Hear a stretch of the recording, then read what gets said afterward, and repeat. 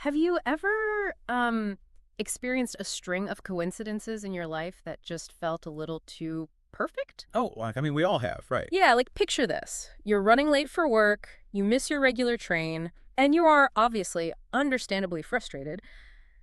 But because you missed that specific train, you end up stopping at a different coffee shop. Right. The one you never go to. Exactly. And there you bump into an old colleague you haven't seen in years.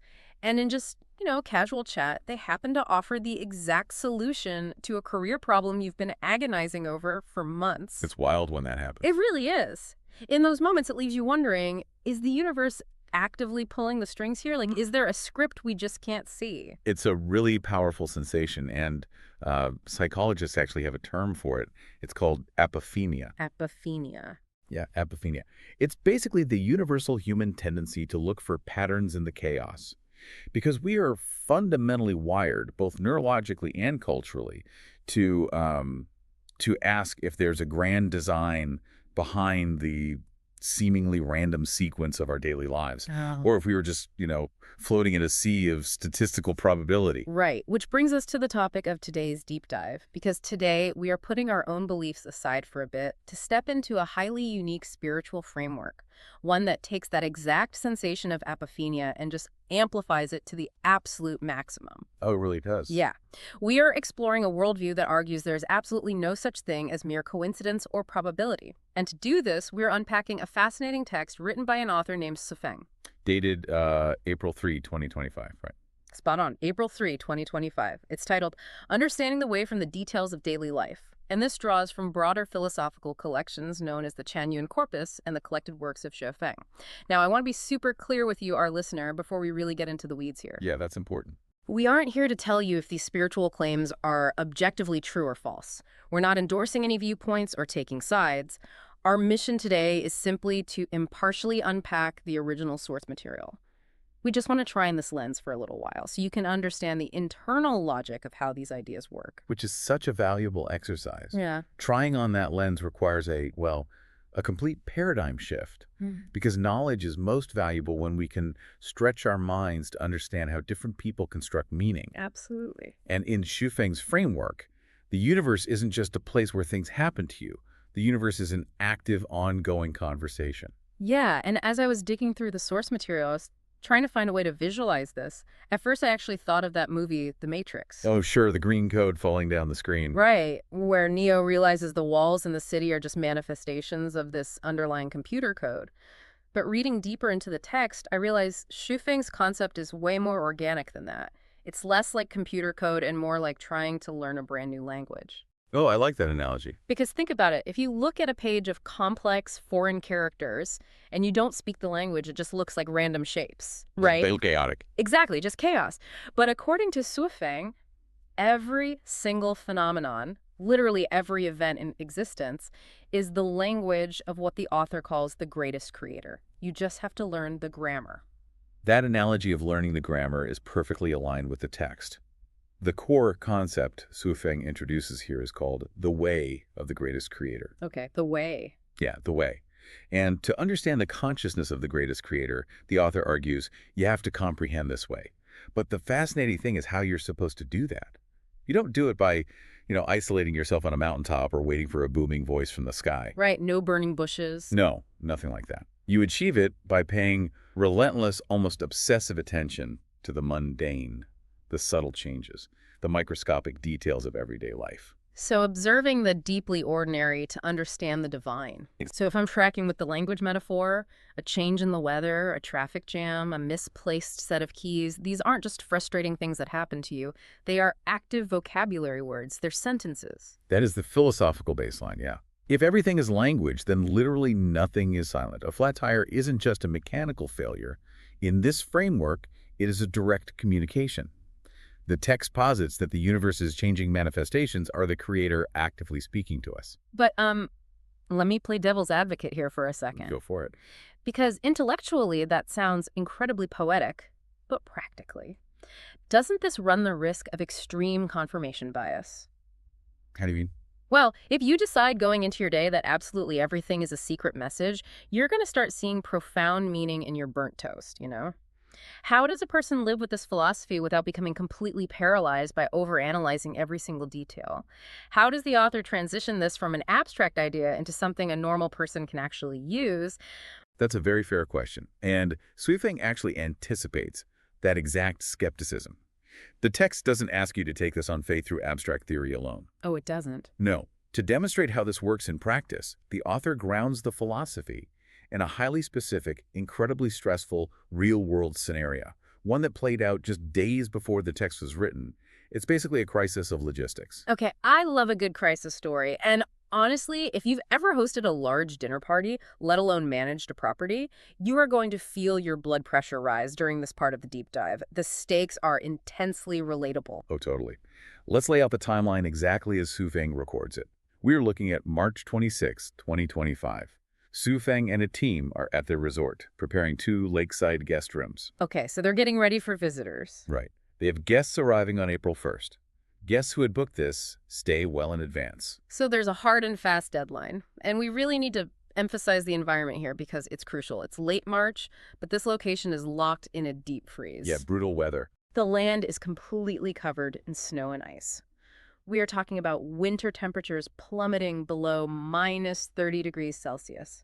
At that temperature, the ground isn't dirt anymore. It's practically concrete. And that extreme climate creates a severe engineering obstacle for the team.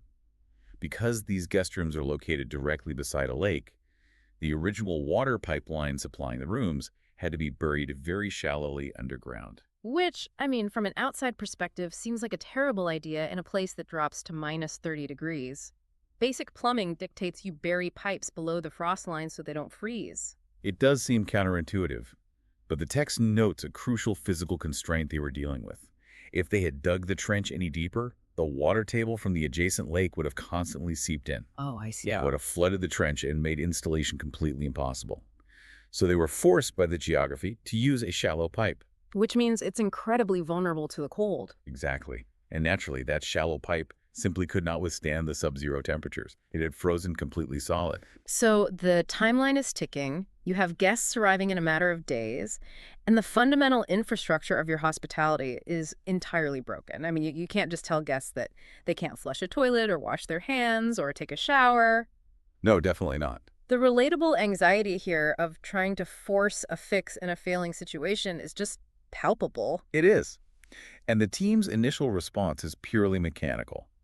They attempt to force a logical engineering solution by installing a heating system specifically designed to thaw the pipeline underground. Okay, that makes sense. Yeah, they make the completely reasonable assumption that the applied heat will melt the ice blockage and restore the water flow within a couple of days, well before the April height deadline. It's the standard human reaction to a roadblock, right? We build a tool to smash through it. But the tool fails. Oh, no. Yeah, the narrative moves us to the morning of April 5th. This is the exact day the guests are scheduled to arrive. And the text explicitly notes there is still absolutely no sign of the pipe thawing. Wow. The heating system hasn't worked at all. There's no running water in the guest rooms. So the clock is essentially at zero. The text mentions they became somewhat anxious, which feels like a massive understatement to me. A huge understatement. If you are hours away from check-in and your rooms have zero plumbing, you are in full panic mode. Oh, absolutely. And this is where we need to pay really close attention to the sequence of events, because the text shifts our focus entirely away from the resort. Right. With this deadline looming over them, Feng leaves the property on a seemingly unrelated errand. Which is such a bizarre narrative choice. The house is metaphorically on fire and the author goes to run an errand. I know, but it was a required logistical task.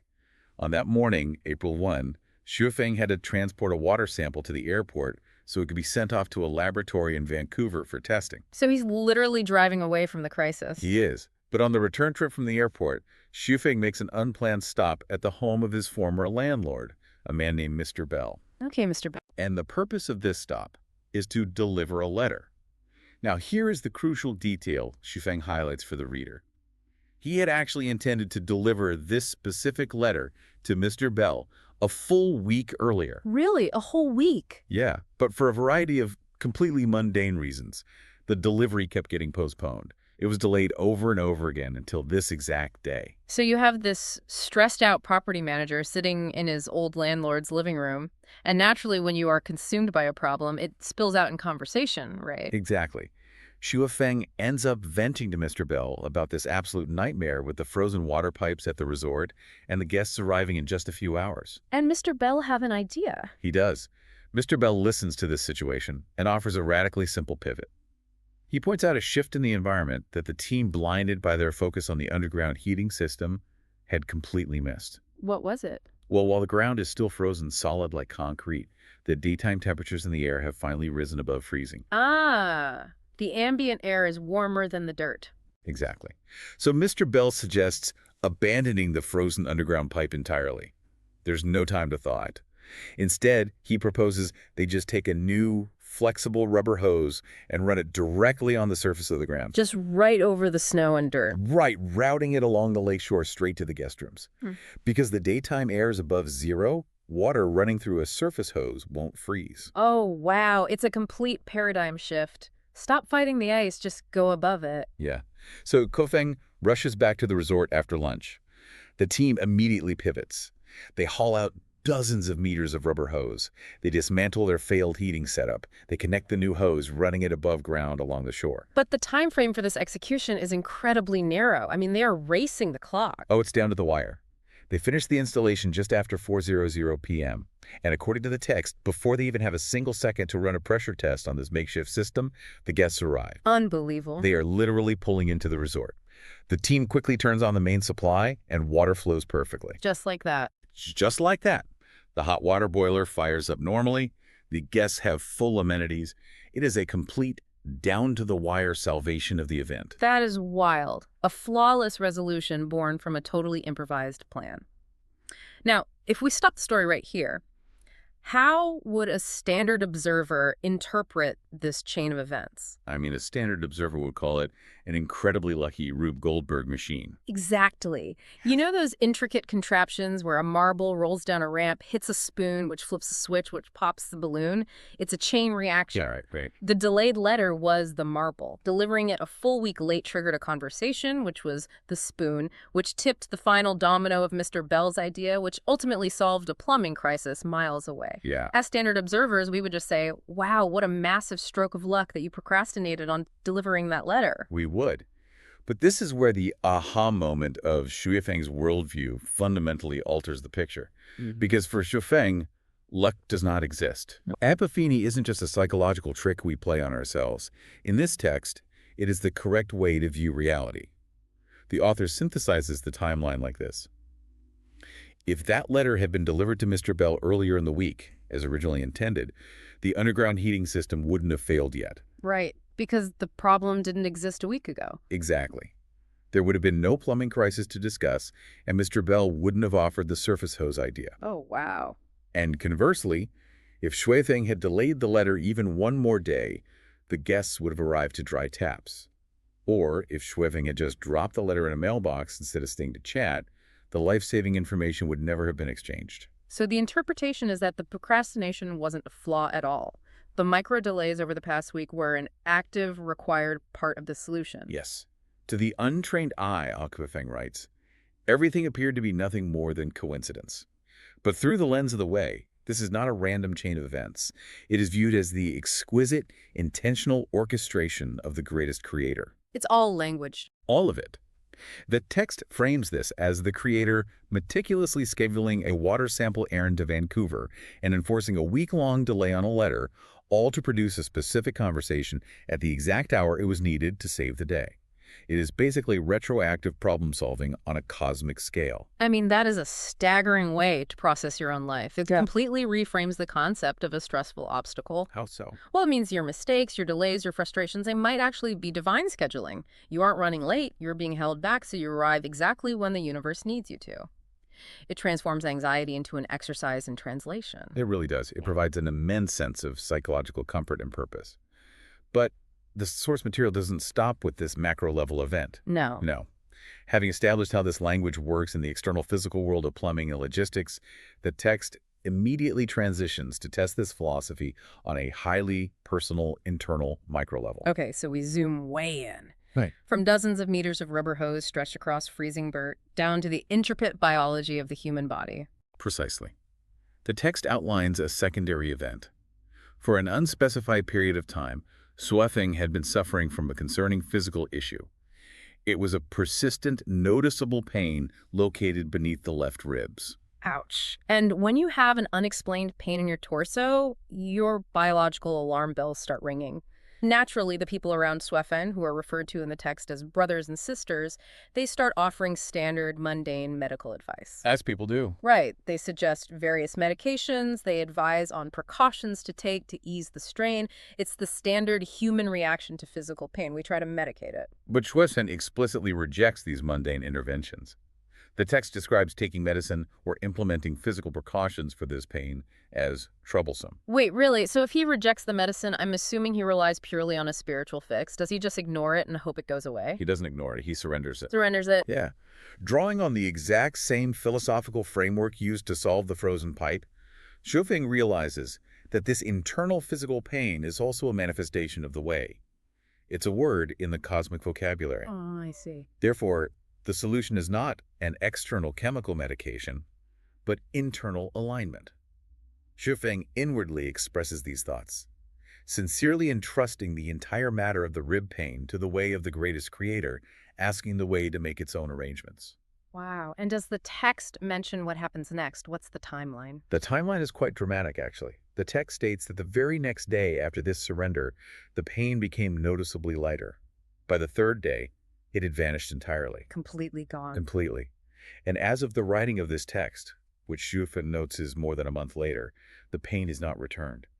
It is presented as a flawless internal resolution, mirroring the flawless external resolution of the water pipe. The narrative symmetry there is clearly intentional. Very intentional. But, you know, if you're listening to this right now, your rational mind is probably pushing back hard. Sure. Okay. Because, biologically speaking, minor bodily pains, muscle tweaks, or mild inflammation, they resolve themselves within a few days all the time. Yeah, that's just how bodies work. Right. Our bodies have an immune system. If I tweak a muscle in my back and I do nothing but wait 3 days, there's a very high probability it heals on its own. So how do we separate natural biological healing from a divine miracle here?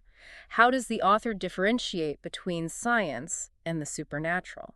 That is the crucial analytical question. Yeah. But if we evaluate it through the internal logic of Schuofeng's text, the answer is remarkably simple. Which is? There is no difference. The boundary between nature and the supernatural just does not exist. Oh, really? How so? Remember, the fundamental premise we established earlier, Yeah. all phenomena are the language of the Creator. Biological healing is not separate from the way. The mechanism of healing itself is the way. Oh, I get it. Yeah. For Schuofeng, the distinction between a white blood cell reducing inflammation and a divine intervention is meaningless because the greatest creator orchestrates both. Science is just our human attempt to describe the grammar of the creator's language. I see. So trying to play gotcha by pointing out the body's natural healing process is kind of missing the point of the philosophy entirely. To the author, the fact that the body naturally heals in 3 days is the miracle. Precisely. The ultimate conclusion of the text ties these two disparate events together. A frozen pipe thawed by a serendipitous conversation, and a rib pain healed by internal surrender. Schuofeng argues that these countless daily details continually prove one core thesis, And what's that? that placing unwavering faith in the greatest creator and trusting the timing of the way is the single most important matter in a person's life. Fascinating. So synthesizing everything we've unpacked today, what does this mean for us, for you, listening to this deep dive? Yeah, where does it leave us? Well, we have explored a deeply interconnected worldview where literally everything is communication. From a frozen pipe trapped in a Canadian winter, to a letter you forgot to mail last week, to a random ache in your left rib. In this framework, none of it is random. Once you accept the premise that everything is language, the chaotic noise of life turns into a perfectly scripted, highly personalized dialogue. And viewing the world through this lens offers a masterclass in narrative reframing. It really does. It highlights how we assign meaning to the often incredibly stressful timelines of our lives. It allows a person to navigate immense pressure like guests arriving to a broken resort, not with panic, but with a curious assurance that the solution is already on its way. And again, while we are imparting these concepts objectively today and not endorsing them as the one true reality, you have to admit the internal architecture of Wei Feng's worldview is undeniably cohesive. It offers a fascinating psychological buffer against the chaos of modern life. It certainly does. And actually, building on that idea of navigating chaos, I want to leave you with a final thought to ponder on your own. Oh, let's hear it. If every daily phenomenon is indeed a language, as this text suggests, what if the daily obstacles and frustrations you face aren't actually roadblocks at all? Hmm. Think about the last time something went wrong in your day. What if that traffic jam, that broken appliance, or that canceled meeting were simply instructions? Perhaps they're actively pointing you toward a completely different, much simpler solution that you haven't even considered yet, simply because you were too busy fighting the obstacle. Wow. It really makes you rethink those moments when you feel entirely stuck. Maybe the solution is already in motion, just waiting for you to stop fighting the frozen pipe and realize you just need a rubber hose.